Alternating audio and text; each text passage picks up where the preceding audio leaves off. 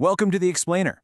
Today, we're taking a virtual field trip through the American Northeast, a region that is absolutely defined by the raw power of nature. We're going to journey from a waterfall carved out by ancient ice to mountains literally older than the dinosaurs, and then all the way out to the coastline, where the continent meets the sea in the most dramatic ways. And it all kicks off with a really fascinating question. How can a slow-moving sheet of ice from thousands of years ago create a natural wonder so powerful it can light up millions of homes today? To figure that out, our journey has to start at Niagara Falls.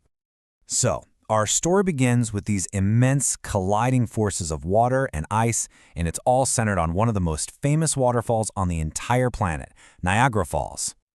This was a process that took thousands of years. Just try to imagine a massive glacier, basically a river of solid ice covering this whole landscape. As the climate started to warm up and that ice began to melt, it didn't just vanish. Nope, it acted like a colossal bulldozer, gouging out these huge basins that became the Great Lakes and carving the deep Niagara Gorge. So when the water from the brand new Niagara River reached the edge of that gorge, well, it had nowhere to go but down, creating the incredible falls that we see today. Saying the water here is very powerful might just be the understatement of the century.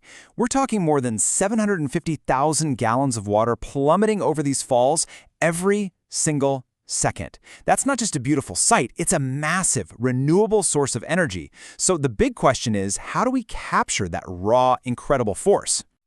Well, the answer is hydroelectricity. See, a portion of the river's water gets diverted through these huge tunnels that lead to a power plant. Inside, the sheer force of that moving water spins these giant machines called turbines, and those are connected to generators. It's just a brilliant piece of engineering that turns the river's raw power into clean electricity for cities all across the region. Okay, so from the raw and relatively young power of the falls, we're now going to journey inland and travel back in time, and I mean way back in time, to explore the ancient, weathered backbone of the Northeast, the Appalachian Mountains. Before we even look at a picture of them, just let this number sink in for a second. 480 million. That's how old the Appalachian Mountains are. They were formed before the first dinosaurs ever walked the Earth, which makes them the oldest mountain range in all of North America. Just incredible. This one single immense range is basically the geological spine of the eastern continent. It stretches over 2,000 miles from Canada all the way down to Alabama.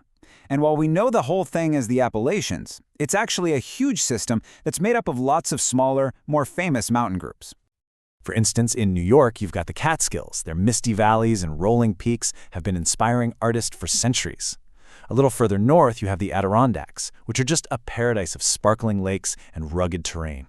It's home to Lake Placid, a village so perfect for winter sports that it's had the rare honor of hosting the Winter Olympics not just once, but twice.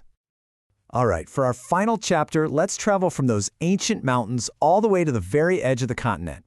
We're going to explore the dynamic coastline where the Northeast meets the vast Atlantic Ocean. The really amazing thing about the Northeast coastline is the incredible contrast you find. This isn't just one type of coast.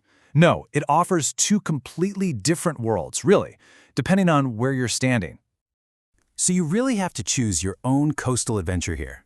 Are you drawn to the rugged, rocky shores of Maine, where these historic lighthouses stand guard against the crashing waves?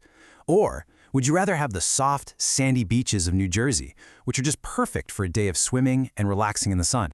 This region is also famous for a very specific type of landform, the peninsula. And all that means is it's a piece of land that's almost completely surrounded by water. And there is no better example of a peninsula than Cape Cod in Massachusetts. It just juts so distinctly out into the Atlantic that people have famously described it as a hooked arm flexing out into the sea. It's just a perfect, real-world example. Now, you might think the entire Northeast is all about the ocean, right? Since the Atlantic coastline defines so much of it. But it's easy to forget that not every state in the region actually gets to touch the ocean. Two of them, Pennsylvania and Vermont, are totally landlocked, with their own unique landscapes far away from all that salty air. But let's get back to that beautiful, rugged coast of Maine for a second, because that's where you can find a true national treasure.